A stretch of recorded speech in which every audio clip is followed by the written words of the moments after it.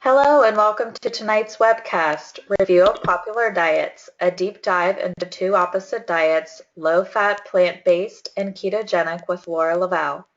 Laura LaValle is a registered dietitian and nutritionist who has years of experience in hospital-based dietetics, as well as extensive experience in integrative medicine settings, including in clinic.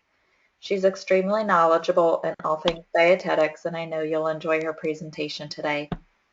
I'm Libby Bricker, your moderator. I'll facilitate the question and answer session, so please raise your hand or use the chat box if you have a question.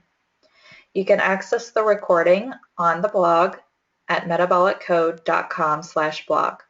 Also, if you're not already a Metabolic Code System subscriber, please consider registering for the demo hosted by A4M next Tuesday, March 15th at 7 p.m. Eastern at metaboliccode.com/events. I will let Laura take it from here. Give me one moment while I switch the screen.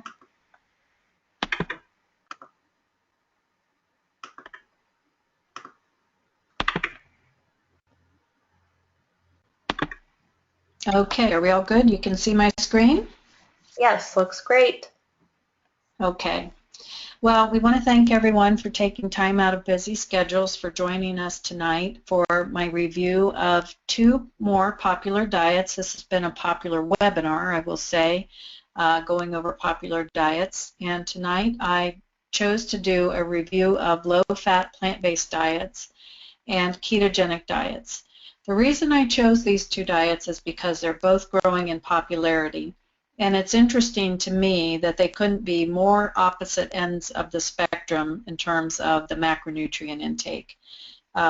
So anyway, with that being said, I'll just plunge straight ahead and we will go through and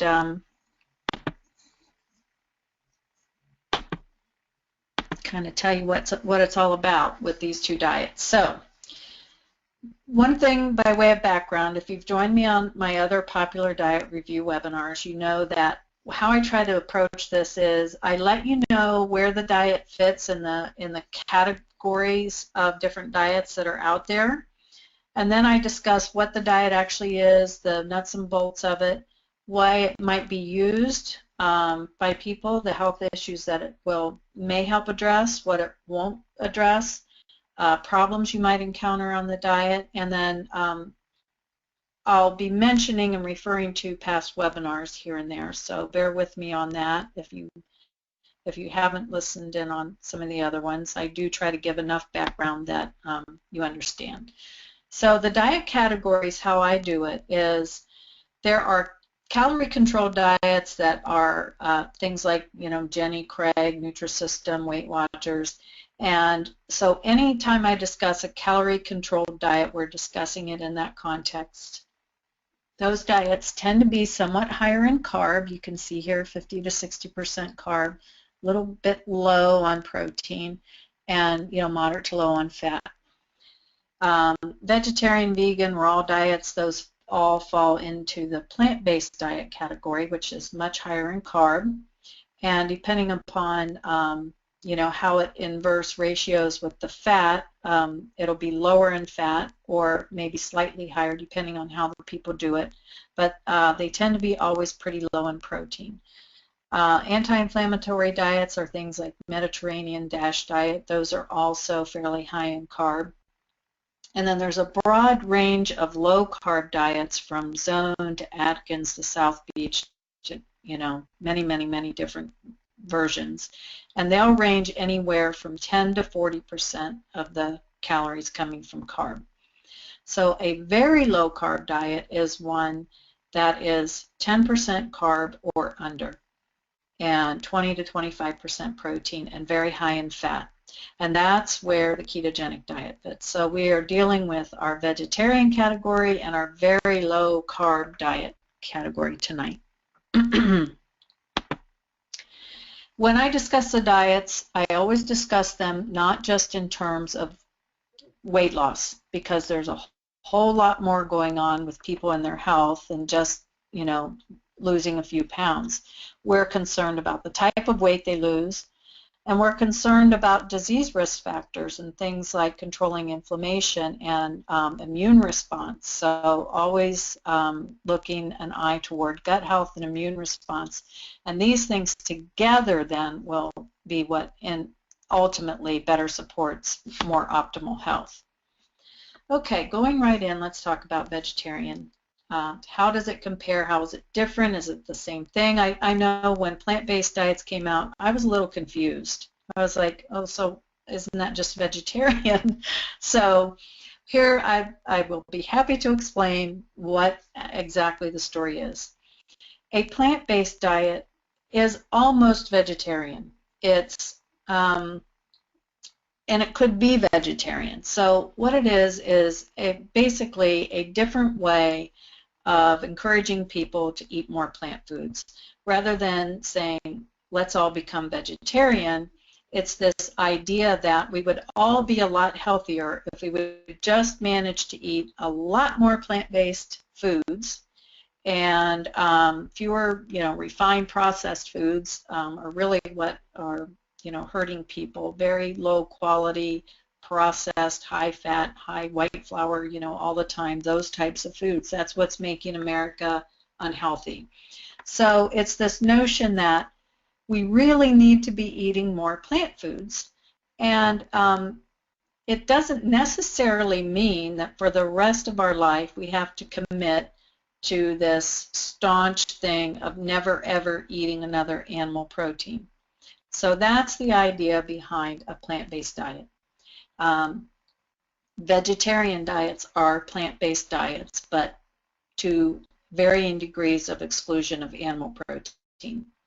Plant-based diet is just a commitment to eating more plant-based foods and occasionally going ahead and eating some animal protein if you want to. So I like the idea of plant-based diets.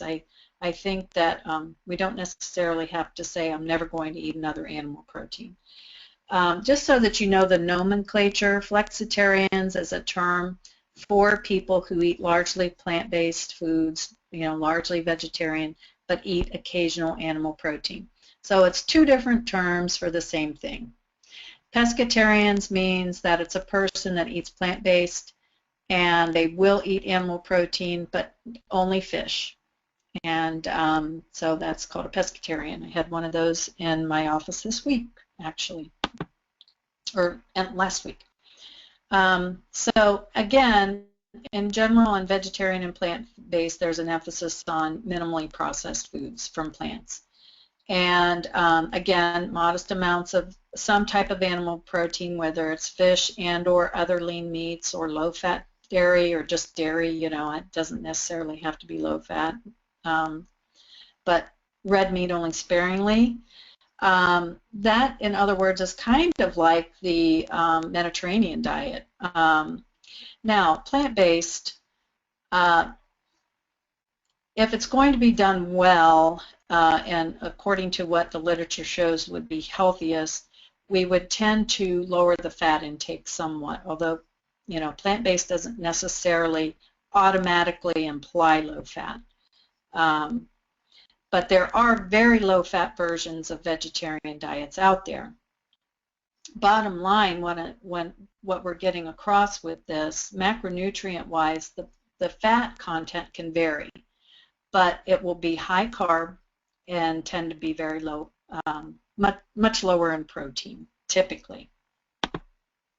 So this was just to reinforce that a plant-based diet is pretty close to a Mediterranean diet in guidelines, taking in all these plant foods, with the only difference being if you do animal protein every day versus animal protein just sometimes. But overall, pretty similar. So these are some of the very low-fat plant-based diets that are out there. The Esselstyn diet, which says eat no oils whatsoever, not even olive oil. It only allows a few walnuts for the source of omega-3s, no avocado, and it's no animal protein at all. So this would be vegan and not fall in this category of plant-based. It is plant-based, but it's skewing any and all intake of any animal protein. Now, the reason why I bring this up is because these are some of the plant-based diet, vegetarian diets that are out there, such as Ornish, has actually moved now to being a little bit more liberal and allowing foods on a spectrum. So it'll say, it has lists of foods that says these are the foods that you can eat all the time, like your leafy greens, your fruits, vegetables, things like that. It used to limit nuts and avocado, but now has liberalized that and even has moved to allowing some dairy, but although they specify fat-free still in this diet approach, and egg whites. So Ornish now basically fits the definition for a plant-based diet and not necessarily being so strictly non-animal protein in its newest version. So I just wanted people to be aware of that. Okay, the assertion for no animal protein at all is that it damages arteries, although there's very little evidence to that end, but I do point out to people that one of the studies that I saw that was pointed to as proof of this was this one, where they fed high animal protein diet to mice, and the vascular effects were significant, the artery damage. But again, I always have to question, this is mice. They are supposed to eat mostly grains, and I can imagine that if you're feeding a species a diet that is not their natural diet, that it's not going to have good effects on their body. So the point being, the evidence, in my opinion, right now is thin on that particular point. So I don't think there's a strong rationale for being extremely strict on the animal protein elimination. So if I am going to see somebody tending toward a plant-based diet, I would rather see them go toward the plant-based versus vegan that says no animal protein at all whatsoever. I just don't think there's enough evidence to say that that's necessary. So this is a study that was done, a few years back, but I really, really like this study. I think this is a point that is often missed with people. So one of the things that I will say about vegetarian diets, I've already pointed out, they're very high carb, and I'm going to go through more of the anatomy of the diet in a moment. But what this brings up is, if you're doing a high carb, plant-based, or vegetarian diet, should it be low in fat or not?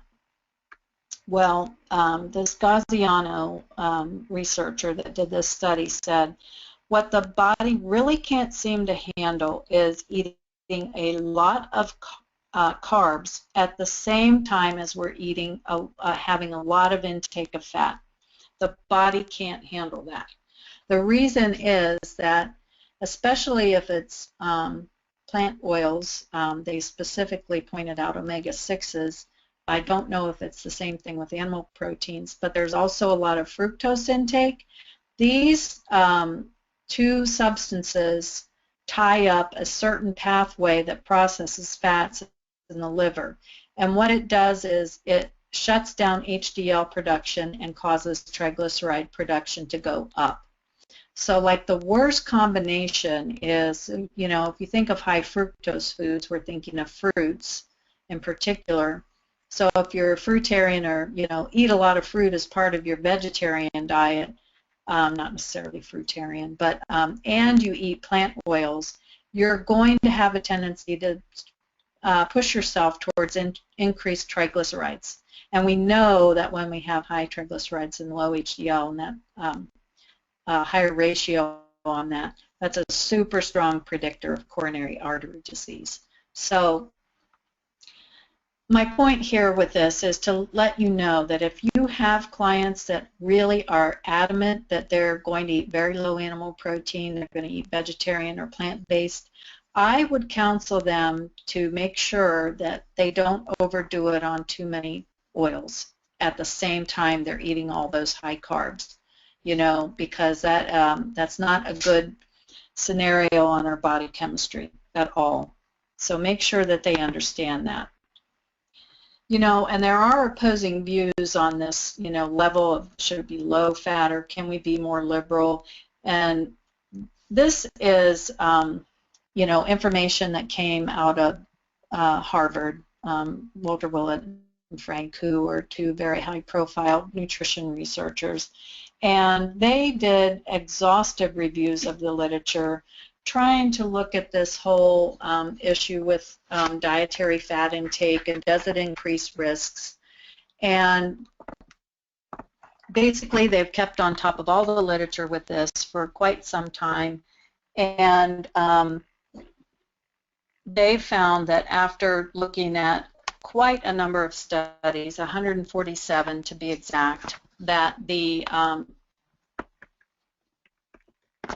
lowering the percentage of your calories that you take in from fat does not really lower heart disease risks significantly.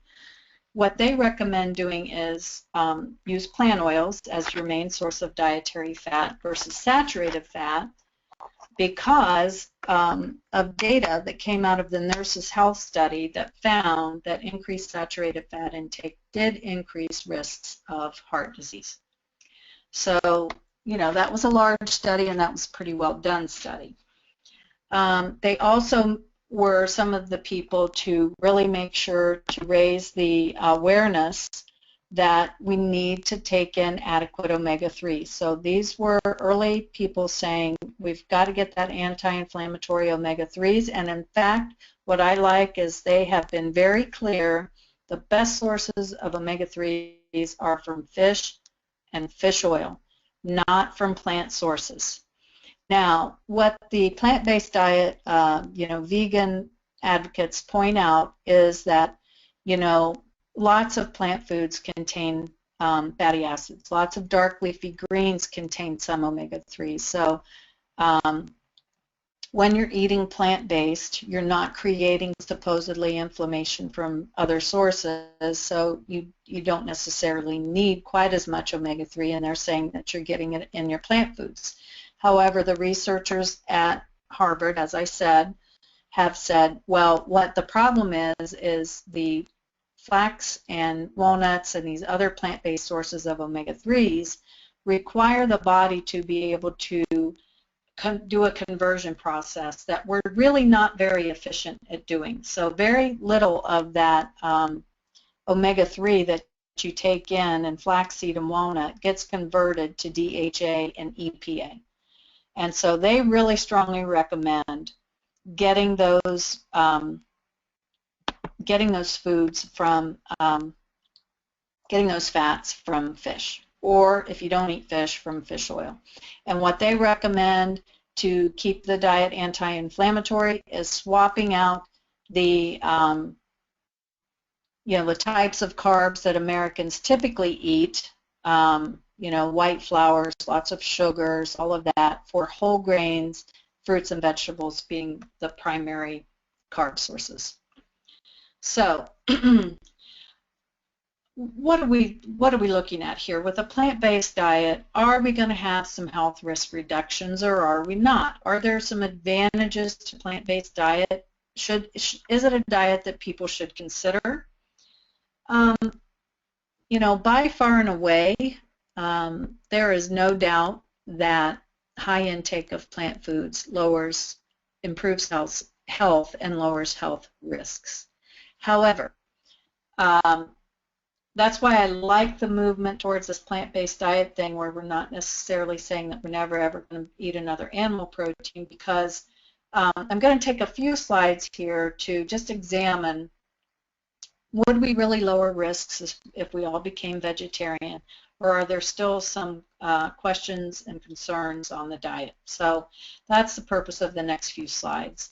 You know, a lot of the studies on vegetarian diet are from early Seventh-day Adventist trials, and those were the studies that began to get people looking at vegetarian diets, saying, wow, because they really seem to have lowered health risks. Well, what they began to find out as we got a little bit more sophisticated with our you know, research or techniques, we found out that, you know, there were other things that could be lowering risk for Seventh-day Adventists, such as the fact that they don't smoke much, they weren't big drinkers, they didn't drink coffee and tea, they have lower stress because they have a lot of community support within their religion. So those types of things were not controlled for, versus newer studies like the EPIC trials in European countries that really exhaustively looked at all sorts of dietary habits to see if they could identify risks from eating processed meats, for example, versus eating vegetarian, high fat, low fat, all these things. And what they found out was that there was a somewhat reduced, pretty significant reduced risk of ischemic heart disease following a vegetarian diet. 17 to 32% reduced risk is no small potatoes. And I will say that what was nice, these studies were up to date and they controlled for these other factors like smoking and exercise and alcohol and all of that. And the one thing that I will say is fairly consistent in the literature is that vegetarian diets do seem to reduce risk for heart disease. So I can't deny that in the studies. And especially you're going to have lowered risk on a healthy, well-done vegetarian diet is certainly going to be, you could even probably half-hearted do it, and it's going to be lower risk than an average American diet, which a Western diet is, high in, lunch meat, salami, bacon, red, conventionally raised red meat, beef, lots of sweets, lots of desserts, French fries, and a lot of white flour, so that is a recipe for disaster. It's very low fiber, no fruits, no vegetables. The average American still isn't doing great on fruit and vegetable intake. So naturally, when you look at a vegetarian diet in comparison to a standard American diet or the SAD diet, it's going to lower risks. Of course it would. So now they're looking at these diet patterns and they adjust for the other factors in these studies, and sometimes they do a better job of adjusting for all those factors, but certainly in contrast to a Western diet, a vegetarian diet would lower risks. I don't know anybody that would argue that it wouldn't. These are just, again, the different categories of vegetarian diets. If we're talking of lacto-ovo vegetarian that consumes little milk, cheese, and or eggs, that technically also could be considered a plant-based diet. So just to point that out. Now, the big issue with vegetarian diet, like any other diet, is that it is not so much what's on paper of how a diet should be done. It's how people actually choose to do it. And so what you will see, I actually, have found that a good number of people who come in that say they're eating vegetarian, they're what I say they're not a vegetarian because they really hardly eat any vegetables. They're a carbitarian. And I actually had a client last week that fit this category. She got up, went to the coffee shop, got coffee and a pastry. She snacked on candy during the day at work. Her lunch, she thought this was healthier. She did whole grain bread with a nut butter and berries, and then maybe a little more candy or cookies or something in the afternoon, and then maybe a salad or something for dinner. So not very much animal protein, but certainly not a healthy diet. Technically, would it fit the definition of plant-based? I guess if you want to count, white flours as plant-based. So, my point here is really, you do have to interview clients. You have to see what they're actually doing. You can't just take it at face value if they're saying they're vegetarian. You really want to see exactly what they're doing. If they're self-guided, as in this, this first bullet point here, it could be all over the map. And just so you have knowledge, if somebody's following an Ornish, that is pretty low fat, but now adapted, and the Esselstyn is the one that is no plant oils at all and no animal protein at all. Technically, these you know, these all kind of fit plant-based. They are plant-based, but they're different versions. And like I said, plant-based versus, you know, vegan or vegetarian implies that it's not going to be this long-term commitment to never eating another animal protein. So what are some of the issues that could come up in plant-based diets? Depending on how strictly a person does a vegan or vegetarian diet, they are going to be at risk for certain nutrient deficiencies. The omega-3s in particular are very low in vegetarians and vegans. B12 is extremely low in vegetarians and even lower in vegans, and calcium intake and things like zinc. B12, we see that all the time. We see vegetarians coming in that have elevated homocysteine, and that's inversely correlated with B12. So we know B12 is one of the B vitamins that keeps homocysteine levels down. So where a person on a plant-based diet might have an advantage over a more strict vegetarian is the fact that they don't, when they're including animal proteins, animal foods are your best sources of B12, and they don't have to worry as much about homocysteine and B12 deficiencies. So I'm actually really happy when people choose to do plant-based on this level where they are okay with eating some animal proteins here and there. You know, fish to get in those omega-3s. It's awesome, and I'm always really pleased when I see it. Or even if it's a lacto-ovo-vegetarian where they're eating eggs now and then, that saves them on the B12 issue.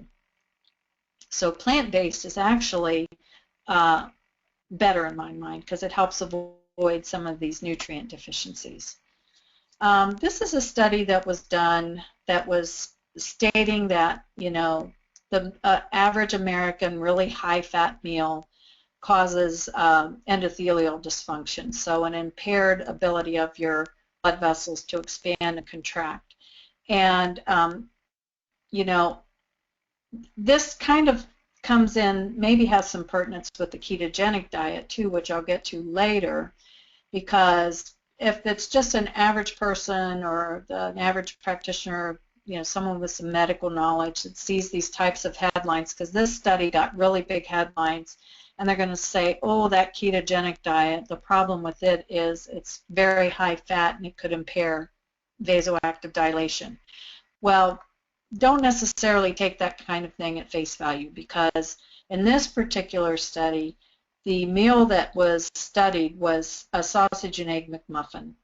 So what got me was, why did they equate that with just being high fat? That is so many things besides a high fat meal. What that is a meal that's very high in refined white flour in that muffin. Yes, high fat from the sausage and the cheese and things like that, but this is the exact meal that Gaziano was referring to in that study that I showed you earlier about the high fat and the high carb all at the same time, plus very high sodium. So I don't know how you can generalize this to all high fat meals. Okay, vegetarian diets, looking at cardiovascular. Again, fairly consistent in the literature that it lowers risk for cardiovascular disease compared to meat eaters. Again, keep in mind, they're not always just comparing it to a person that's a healthy diet that happens to eat some meat. They're comparing it to the standard Western diet. And on average, about 20% risk reduction. One of the things that always concerns me in a comparison of, you know, weight status and things like that is that I've never seen them compare body fat percent with lean mass in these, and I'd like to see that get done in some studies, and I think it would be interesting to see how that plays out. This is a study. The reason why I included this is because we have, if we're looking for an evidence base that's truly consistent to rationalize going to vegetarian, vegan, and or plant-based, these types of studies are out there showing that when they compare vegan to a regular calorie-controlled diabetic diet, the vegans lost more weight, had improved insulin sensitivity, had modest reductions in lipids and things like that. Big, very more improvements in hemoglobin A1C. This was a 20-week study. But what I'm going to tell you is this is a 20-week study. So I'll be getting to a slide in a couple of slides that comes up with the exact opposite conclusion than this based on large epidemiological information. But I'll discuss that in a moment. So, you know, one of the concerns about, and in fact, I can just go to this. This is what I'll show you. The vegetarian diet, countries that have very high rates of people following vegetarian diet also have very high rates of diabetes. We know that India, for example, has one of the highest rates of diabetes. So do some Middle Eastern countries and Asian. And this, again, is a study and a discussion that was done by Frank, who I really follow his work and respect and admire it, because he's a voice saying, hey, this doesn't make sense. This very, very high carb intake, it's not a walk in the park. It's very high glycemic. And so he's out there as a voice saying, watch out, not all people can reduce diabetes risk on vegetarian diets. If you're going to follow a vegetarian diet, it must be calorie and glycemic controlled. He is saying, look, we know this glycemic factor affects heart disease risk. So it's not just a matter of, oh, vegan and vegetarian diets are a path to not getting diabetes. There is a lot of data to the contrary of that. So knowing that, these researchers said, you know, that we probably should look at trying to lower the carb content of vegetarian diets, and let's compare that to a higher carb vegetarian diet and see what happens. So this carb and protein thing, we know protein is protective against glycemic response.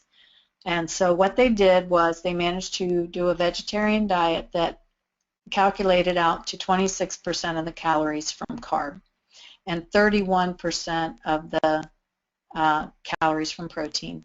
And that is really hard to do on a vegan diet. So what they did, the foods that they used to get that protein up were wheat gluten, which in the form of seitan, this is a food, what it is, it's baked wheat gluten, and then soy.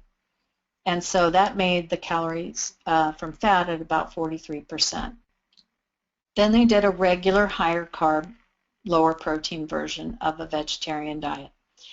And in comparison, both groups lost weight, a little more on the low carb, which would be what we expect, and this is where I'm referring back to all the old webinars that I've done where I've shown you the comparison of weight loss on lower carbohydrate diets is always more, and that held true in this study. And there was a 10% reduction in lipids with the low carb vegan group and not so much in the other. So the 10-year calculated risk for coronary heart disease was reduced in both groups just due to the weight loss alone. But there were greater improvements and decreases in the lipid profile in the low carb group. There were only there were decent decreases in LDL, total cholesterol, and ApoB, and just slight drops in triglycerides on the low carb group. The HDL didn't budge much. So the thing that I'd like to point out, this was a very difficult diet to do. There was a very high dropout rate. But it did prove the point that a vegetarian diet can do, needs to be watched on the carb intake to protein ratios. Okay, so this was, a study that was done with lacto-ovo, and they just tried to look at, a person that does a low-fat, calorie-controlled diet compared to a vegetarian diet, and they even allowed milk and cheese in here. And so what they said was, did the meat itself provide any, not being in there, did that provide any advantage? And the answer was, no, it did not. So there really wasn't any big outcome from just, eliminating meat. It did nothing, actually. So, the point here is these are both pretty high-carb diets. The low-fat, calorie-controlled is a high-carb. A vegetarian diet is a high-carb. You take the meat out on that lacto-ovo. You still allow some eggs and milk products, things like that. They calorie-controlled both of them. They both lost a little bit of weight, and they didn't have any changes in the lipid profile. Okay. Now, the reason why I put this slide in here, vegetarian diets and cancer, there is a huge perception out there due to discussions all over the place, online and whatnot, that there's a very big risk reduction by eating vegetarian in terms of your risk for cancer. And actually, when you look at the true data on the studies, the risk reduction for cancer from going vegetarian is modest to slight, so modest at best. It's not a super strong risk reduction, as you would think when you look at the literature. The China study, while it says that, lower animal protein intake was associated with lower cancer, it really was not a real well done study. The data, you can read a review about that at Science-Based Medicine, so put that out of your mind as being a strong, strong study showing cancer risk reduction. It really didn't. Okay. One of the things I like to point out, because I'm talking about, okay, if a person does vegetarian diet or plant-based diet and they stick with it really strongly, what are some of the potential things to look out for? One of the things that has been found, and this is not widely known, this study looked at the effects of vegetarian diets on immune response. Don't know what made them think to look at this, but they did. And they found that vegetarians had significantly lower white and red blood cell counts and significantly lower phagocytosis activity in their monocytes and granulocytes in the older vegetarian population in particular in that study, but then another one found it in younger vegetarians. So, it looked like really significantly suppressed, T lymphocyte response. So one of the things that I have actually seen in the real life world is that over time, not so much in the first year or two, but over time of doing vegetarian diet long term, you might start to see clients experiencing more illness, more prone toward cold and flu. And what would the reason be? The only thing that I can hypothesize is that, actually the human digestive system does a very good job digesting animal protein. The high acidity in the stomach breaks down animal protein really well, and a lot of people don't realize that. And actually humans, the reason why so many plant substances are fiber for us, fiber means substances in plant foods that we don't digest. They don't digest because we don't have the enzymes to digest a lot of these plant cell substances. And so that means if you're not digesting them, you're not extracting all the nutrients, the protein, and everything from those foods. This is very different from a gorilla. A gorilla is, and chimpanzees are our nearest, in terms of our evolutionary things, if you go by evolutionary theories. And they have extremely long hind guts. They eat a lot of plant matter, a lot of vegetation. They hold on, that stays in their hind gut for a really long time. They have all the enzymes to break it down. They get every nutrient and protein out of it. Humans do not. And so our immune system gets built up with with proteins. Proteins are what make up our immune cells, every tissue in our body, including immune cells. And I think it may simply come down to not having as much zinc and not having as much, utilizable amino acids from our protein sources, possibly. So watch out for that in people. Now this, to me, would tend to be, again, less of an effect if somebody does plant-based diet versus more strict vegetarian or vegan, because they are including animal proteins here and there. Okay, one of the things that you would think would be a no-brainer, but this was another I think Neil Barnum study, and they did high-fiber vegan diets and Geico employees, so it was a corporate wellness program. And they found decent weight loss and decent improvements in LDL, and their people with diabetes noticed that identifier there had improvements in blood glucose.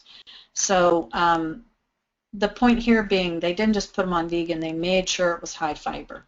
So that would definitely be something that I would want to mention to people, not only along with when you're doing vegan or plant-based, that you try to watch the glycemic impact of the foods, but you make sure you get in enough fiber. Now, this is the key point that I want to show you. To drive it home how high carb an average plant-based or vegetarian diet would be, when you're eating a lot of grains, so pastas, rice, when you're eating a lot of starchy vegetables, potatoes, sweet potatoes, all of those, you're eating a lot of fruit. These are beans. These are very high glycemic impact plant foods. So then you balance it with the vegetables, and nuts and seeds and avocados and oils and things like that. But the vast majority of your calories are coming from those very high carb foods. So this was a client that I had come in last week, and the intake was 2,380 calories. 336 grams of carb in that diet, because it's all of these foods that I'm telling you. And this person was actually pretty health conscious and doing a pretty good job with the diet, but just by nature, it's a very high carb diet. So that was 56% of the calories from carb. She ate quite a bit of nuts and seeds and used avocado and different like almond oil and things like that. So the fat was a little higher than the average vegetarian diet, but it was 11% protein. Now, so happened that this was a young teenager who was in track, so burning this all off and controlling her weight and all of that. But we were just looking to see what the overall calorie intake, and I also actually analyzed this diet for iron, and the iron intake was about 15 milligrams per day. Anyway, just driving home the point that it's very high carb. Now, this girl was pescatarian, so plant-based, ate fish now and then. Well, on her days when she had salmon, that upped the protein considerably and took the carbs down. So that was that's how just a little bit more protein intake impacts that breakdown. Okay, one of the things that is out there is a kind of a big deal is that if you're going to eat too much animal protein, you'll tend to have higher rates of osteoporosis. So actually, again, this is a promise or a thought that's out there that really is not supported strongly in the literature. Actually, what is seen in the literature is that as people get older, they're better off to take in some animal protein because those proteins build the matrix of bone.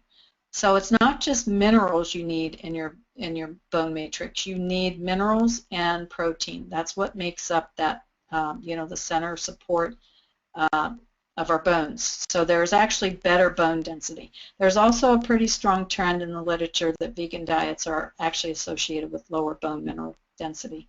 So that is not a proven advantage at all. This is a study slide that I continue to bring up because one of the issues that we have noticed in the literature on very high carb, lower protein diets, such as the American Heart Association diet, which is just a calorie-controlled, low-fat diet, is that when people limit their calories and they lose weight on these high-carb diets, they do lose weight, but there's a trend that is seen in that It's not always from body fat. So if they're not losing fat, that means they're losing lean muscle. So that's why I would like to see more work being done looking at body composition among vegetarian and high carb, plant-based diet eaters. I don't want to discuss this. This was another endothelial thing, but actually what this was, if it's high fat that is supposed to clamp down that endothelial function, then that means a low carb, high fat diet should make endothelial dysfunction become worse. And this was a 12-week study that looked at a comparison of a high carb versus low carb and found that the flow-mediated dilation in the blood vessels increased on a low carb diet from 5.1% to 6.5%. So higher fat isn't, the only thing that impacts flow dilation in blood vessels. In the low-fat diet group, so this is a high-carb diet group, the flow decreased. So those studies that point to, Western diets and, fats and all this, and again, this is going to come up and, be an issue that I'll discuss. This will be pertinent to ketogenic diet coming up. Okay.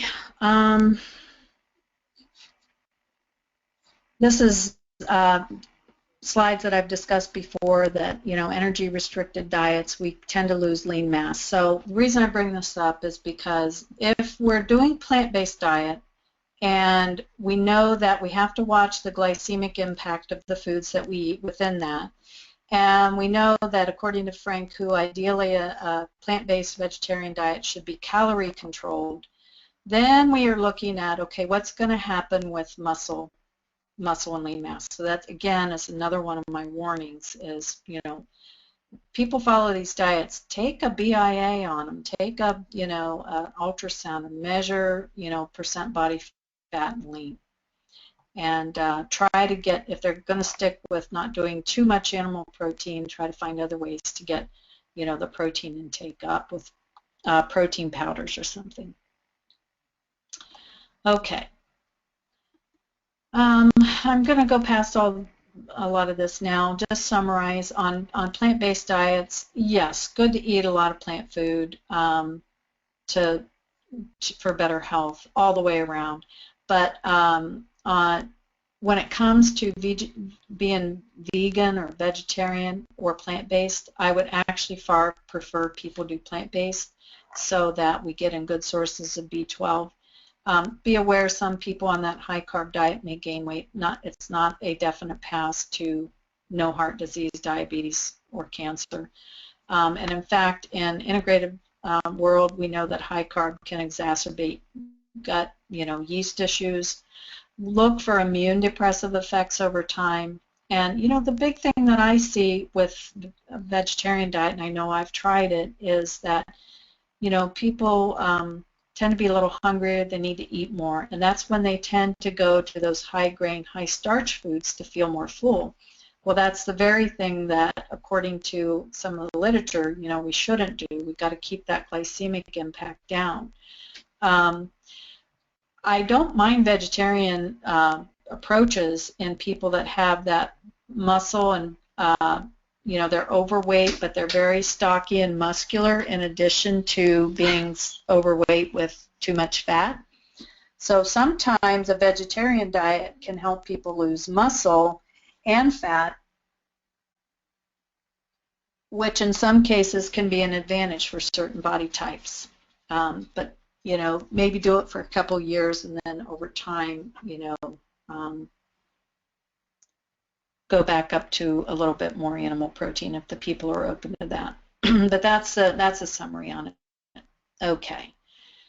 All right. Again, these are the nutrient issues that will be helped if they do consume some animal protein, so that's good. That's why I like plant-based versus more strict vegetarian diets. I discussed the protein digestibility. The other thing is, just because someone's doing vegetarian doesn't mean that they can't be impacted by, food sensitivities and immune responses to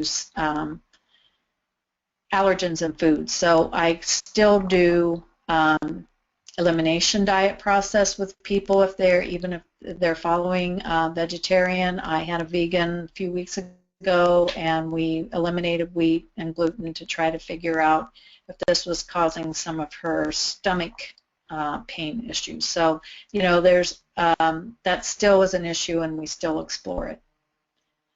Okay, when it comes to low-carb diets as a category, this is definitely where ketogenic diets fit. They're very low-carb and very high-fat. So this is exactly the anatomy of a true ketogenic diet. Ketogenic diets were developed initially as a way to treat epilepsy or people with other seizure disorders. At some point, some people figured out that seizures seem to be triggered by high activity in the brain, which gets elevated from high glucose intake. Glucose crossing the blood-brain barrier causes excitability for some reason.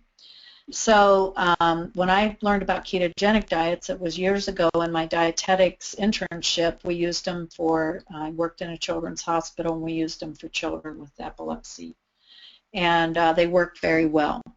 Now they're becoming more known, and they're used for cancer. They're also used for Alzheimer's. And there's not a good bit of evidence in them being wildly effective for cancer. I hope that evidence might accumulate over time. But they do seem to be pretty effective for people with Alzheimer's, because they're bypassing the need for glucose in the brain and allowing fats to provide energy. So anyhow, the anatomy of a ketogenic diet is that it's 70% fat, so that's very, very high fat, 20% protein, and 10% carbs, so that's really low carb. It's on the opposite end of the spectrum. That's why I said these were two diets that would be interesting to compare. So what you do with a ketogenic diet is, if you're doing it as a true ketogenic, you calculate the calorie needs for the person based on their height and weight and age and everything, and then you calculate 70% of those calories and convert that into how many fat grams, etc. So I had a client a couple of years ago, a very petite woman, and she needed ketogenic diet. Her practitioner wanted to use it. She was in cancer treatment. And so when we did those calculations, it came out to only 30 grams of carb, which is very, very low, 93 grams of fat, and 60 grams of protein. Now remember, this is not 30 grams of carb just from high glycemic foods. This is from vegetables, from any source. So it really limits your ability to eat. You can't eat a really huge salad, for example, or if you do, that's all you're going to have. So if you break down this 30 grams of carb, 1/2 cup of cooked and 1 cup of raw vegetables is a serving. And this client liked vegetables, so we broke it down so that she knew if she had most days where she wanted to eat a good bit of non-starchy vegetable, she knew how much she could have, or if she wanted to have a fruit or a starchy food, a little bit of potato or rice or something, she could have 1 high glycemic, food, fruit or starch, and 3 non-starchy vegetables, and that made up her intake then. So the way this breaks down, she did a shake in the mornings and added a lot of fat, because one of the side effects of a very high-fat ketogenic diet is constipation. You want to make sure that you try to get fiber sources in there. You can't do it all with, with your vegetables and fruit anymore. So you really have to go toward using things like seeds, chia seeds, flax seeds, stuff like that. And this was how her lunch broke down. It was only 2 ounces of protein and a lot of added fats here. And again, a little bit of protein, that's not very much. You should weigh out 3 ounces of a turkey burger sometime. You'll be surprised how much it is. But we cooked it, we had her cook it in oil. We did a broccoli slaw with a mayo to get more fats in there. And I gave her a recipe for cucumbers with tahini. So sesame seed, you know, very high in oil. So plus the tahini itself, and we really got the fat intake up there, and this did the job. So how did she feel on this diet? Not the greatest, to be honest. She just definitely noticed a little lack of, you know, overall vitality or energy, I would say, even though we were really trying to get good nutrients in here. But she did lose a lot of weight. She was a breast cancer case. She had gone vegetarian thinking that she was doing the right thing. And, you know, for breast cancer cases, it's really crucial to manage the weight. But on vegetarian, her weight kept going up and up and up.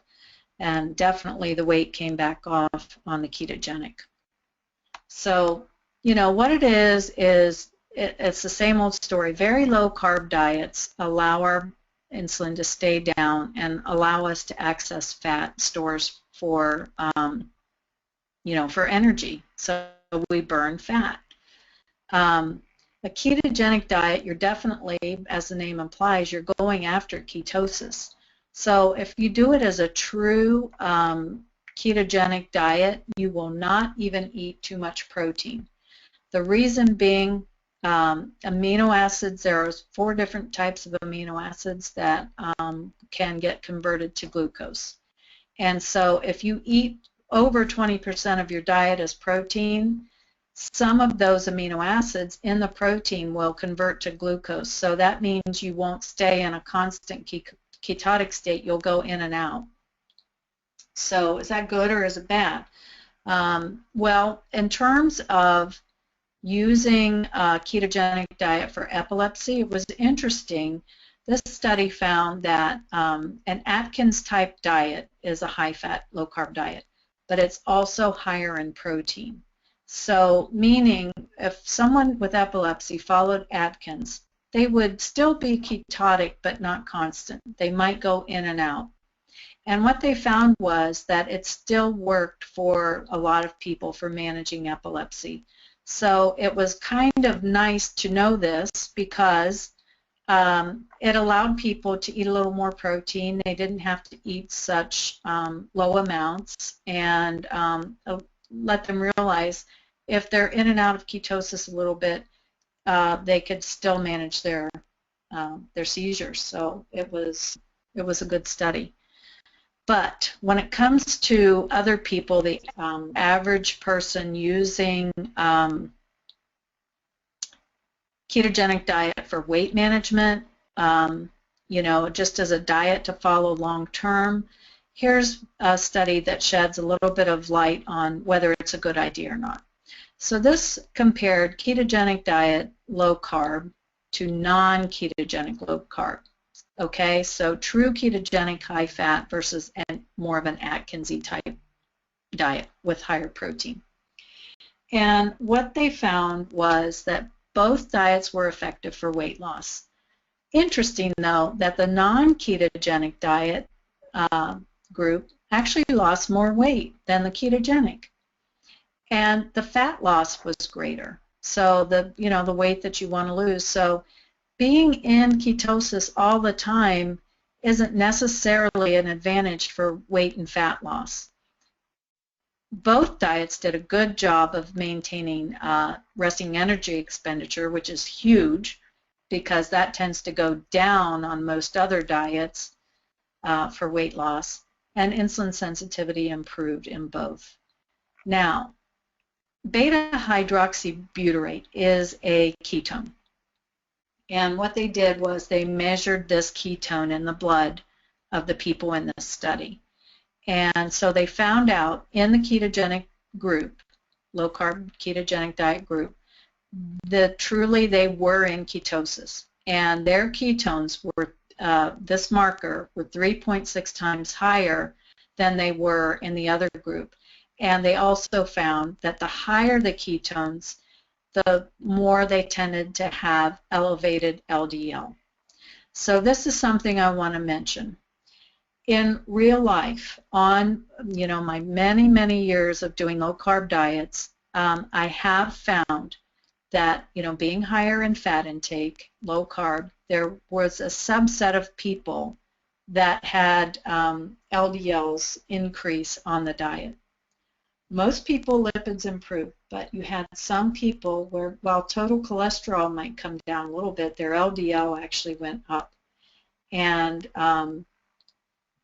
yes, it might be the large fluffy particle. Yes, we can have discussions that, maybe we don't need LDL levels to be as low as conventional medicine is trying to get people down to with statins and all that. No, we probably, from a health perspective, total health perspective, I think there are risks to being too low on LDL actually.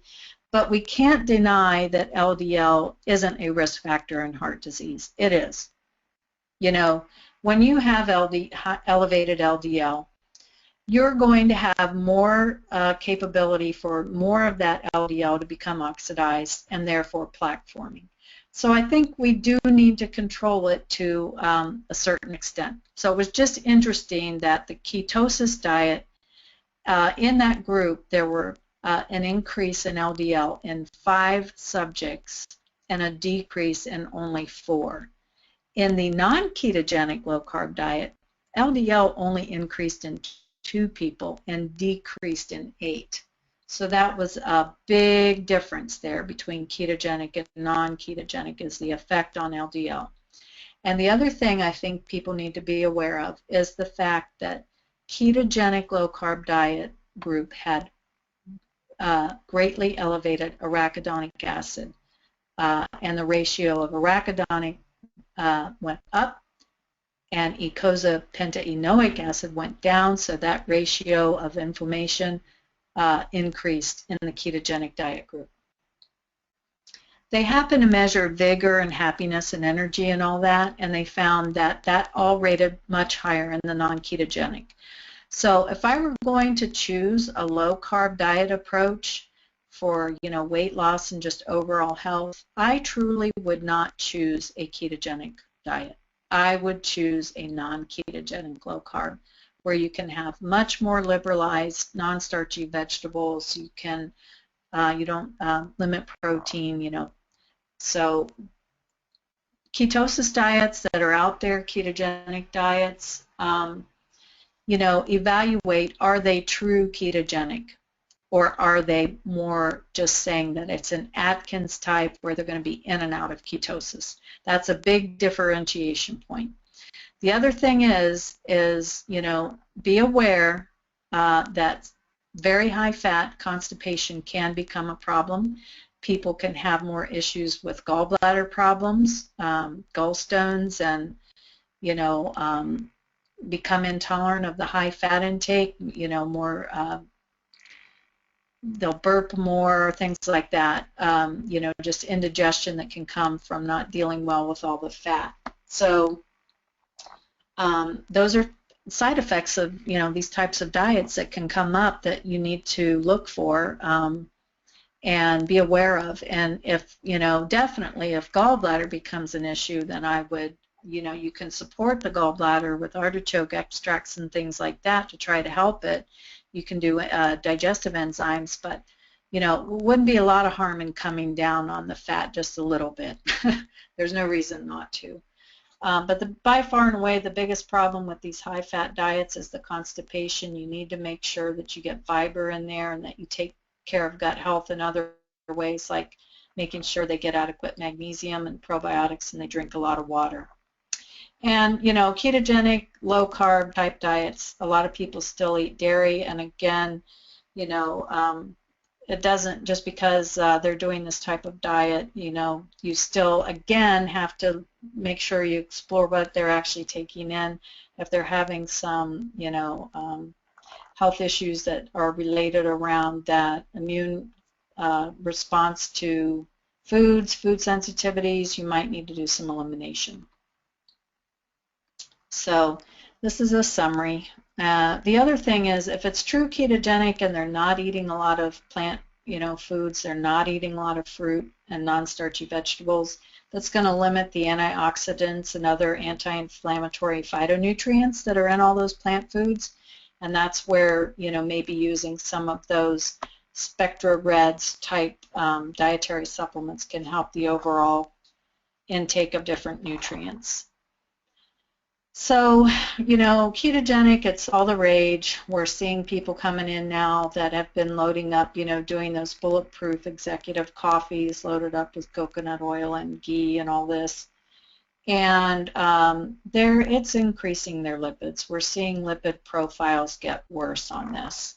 So while I know that, coconut oil has some advantages in that, you can use it for things like tooth pulling, you can, it's a fat that tolerates heat, so it's great for stir fries, the high heat type cooking. The big thing that I will say is that, it's the same old story even with fat. So low carb, higher fat is metabolically better for the vast majority of people in terms of managing weight, managing overall, blood glucose, insulin, all of that. But when people over time really increase their fat intake, and especially, like, I'll say this, fat intake from things like cheeses, they will begin to put on weight over time again. So the weight will slowly start to creep up, and it's really truly still comes down to the balance between activity level and intake of calories. So, we teach that, you can take in a few more calories on a low-carb diet, and that is true, but our bodies don't have unlimited capacity to just take in calorie from all this fat. Over time, it will tend to put weight back on, and especially with this really ramped up intake of coconut oil, I've seen deterioration of, lipid profiles. So LDL and total cholesterol and things really getting out of whack. Okay, my final point I want to make on these two diets. We are really keeping an eye, there's a massive amount of research being done on the effect of our nutrients, the foods we take in, and how it impacts our gut flora. So the two big phyla of gut flora are bacteroids, they used to call it bacteroidetes, gram-negative phyla of bacteria, and Firmicutes, the other big phyla, which is gram-positive. What some studies a few years ago found is that between these two main phyla of bacteria, they found a trend, and that was that the bacteroids are very low in obese subjects and were significantly higher in lean subjects, whereas the Firmicutes were very high in obese subjects and not low, but say 25% lower in lean subjects. So they speculated then, well, why would this be? Why would one type of bacteria tend to be found in, maybe possibly helping people be more lean, not become overweight? And what they found is that Firmicutes and bacteroids have different involvement in energy resorption. So Firmicutes being higher, it's a higher energy resorption. You get more energy out of foods that get broken down by Firmicutes versus bacteroids. So having more optimal levels could help people manage their weight better. So this was really groundbreaking research. So last month I talked about a study that looked at factors that predisposed people to an elevated postprandial glycemic response. And what that study found was that proteobacteria and enterobacteriaceae, and I'm not sure I'm saying that right, were two types of gut organisms that were associated with an elevated response to high carbohydrate foods.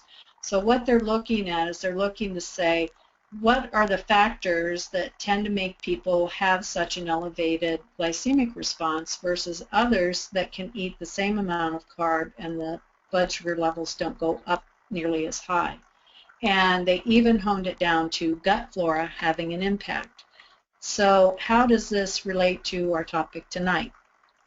Okay, what they found was that high-fat, low-fiber diets, so it would be a ketogenic type diet, is a type of diet that led to increased bacteroides and increased actinobacteria. So this was another organism that was associated with elevated postprandial glycemic response. So high-fat diets tend to make us, over time, become less tolerant of high glycemic foods if they lead to these types of changes.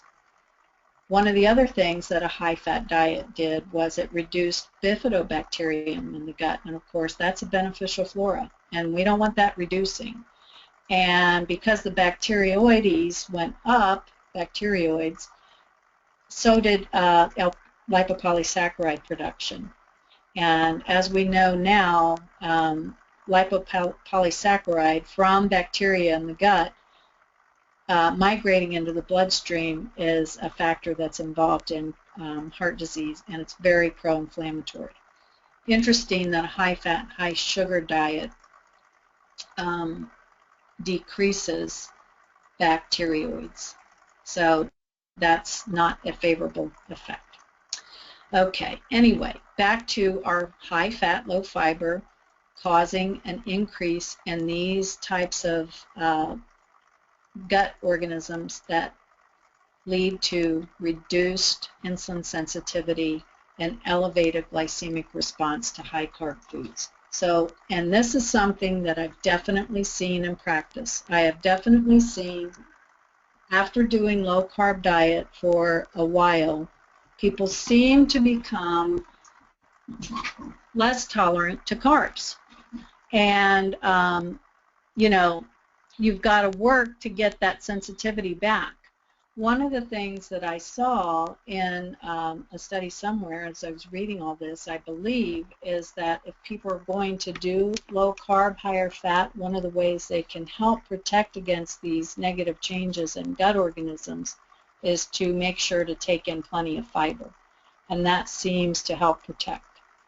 So, and high fiber, low fat diets, definitely all those prebiotic fibers and all those plant foods and the resistant starches are a beneficial effect on gut health overall. They feed the beneficial flora. They improve maintenance of our enterocytes, staying healthy and well, and the function of those enterocytes. It builds up our mucin layer. So all the gut integrity issues improve on a higher fiber, low fat diet. High fiber, low fat diets led to an increase in a type of gut bacteria called Prevotella, an enterotype bacteria. This is actually may have some advantages. I'm not real studied on it yet, but one of the things that I did read in the literature that was of interest to me is that Prevotella is a gut organism that correlates with susceptibility to rheumatoid arthritis. So over time we may see things like, we do see increased prevalence of rheumatoid in vegetarian, high fiber, low fat eaters. We don't know. This will all continue to get flushed out over time, but I want you to be aware that one of the possible negative consequences of a high fat, low carb diet, especially if we're not making sure to take in enough fiber, is that it can make you less able to process glucose over time, and so you want to protect against that. And I did read in the literature, I believe as well, that things like taking a probiotic could help protect against these. So that's it. That's our review of low-fat plant-based diets and ketogenic diets. As you know, we are the makers of diet materials for practitioners for healthy diet and lifestyle, our metabolic code diet, and we have it available in our lifestyle guidance portal, and it's there to be an approach to ferreting out one's best, the diet that will be best for the individual person. So even though we have certain things built into the diet, one of the features of the metabolic code diet is that, yes, it's very high plant food intake, but we do have daily animal protein. It's a low glycemic load diet because it's got all those plant foods and it's low glycemic load. It's anti-inflammatory. The other thing that's built into it is this ability for people to figure out if food sensitivities are playing a role in their health. So it's the combination of being low glycemic plus helping people understand immune response to foods and what that can do to your health if it's going on. And of course, the other thing that's emphasized in our diet is we think it's helpful to eat as organic or low chemical, sustainably raised foods as much as possible, because we know that the harmful effects of some of those pesticides, the common pesticides, are things like interfering with thyroid and creating insulin resistance, the very things that we're trying to correct. So why would we keep taking in chemicals that could be negatively impacting us metabolically? So that's what we've built into the diet that we have available on the Lifestyle Guidance Portal. We encourage you, if you're not yet familiar with it, to take a look at the diet materials. We also have ability to give people exercise programs. So it's a very fast, easy way for a practitioner to get a client going on down a road that they need to be doing with exploring healthier diet for themselves and taking measures to increase their activity. So it's meant to free up you as practitioners and give you easier ways to do diet and lifestyle with your clients. So we encourage you to take a look at it, get involved, do one of our demos if you're not using it already. Thank you so much for taking all your time and attending tonight. We really appreciate it. And for my next webinar, I will be doing a review of superfoods. So you see these headlines in magazines all the time: goji berry, acai, maca, all of these new foods that are, tropical and exotic. And what do they really do for us? Do they really help, or is it a lot of hype? What could we possibly get from superfoods if we emphasize them? It's just a topic I've been wanting to do for a while, so we'll be talking all about that next time. And again, I thank you so much for joining us. And I'm seeing here where we have a couple of questions. One of them is on coconut oil, and I'm being asked to expound upon it for things like tooth pulling. Yes, it's wonderful for tooth pulling. It is effective. There are certain features of some of the fatty acids in coconut oil that are beneficial to health. For example, it's a source of caprylic acid, which has antifungal activity. But in general, it is, and as I said, it's very tolerant of high heat, so that's good for cooking. But my finding on it over the years has been excessive intake of it, it can elevate cholesterol and LDL in some people. So if I know people use coconut oil, I watch for that. We do in our practice.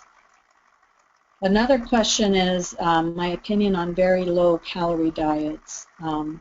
What is too low? What is the safest calorie level? In relation to also what about HCG diets? So my take on very low calorie diets is that you never want to do a very low calorie diet without HCG.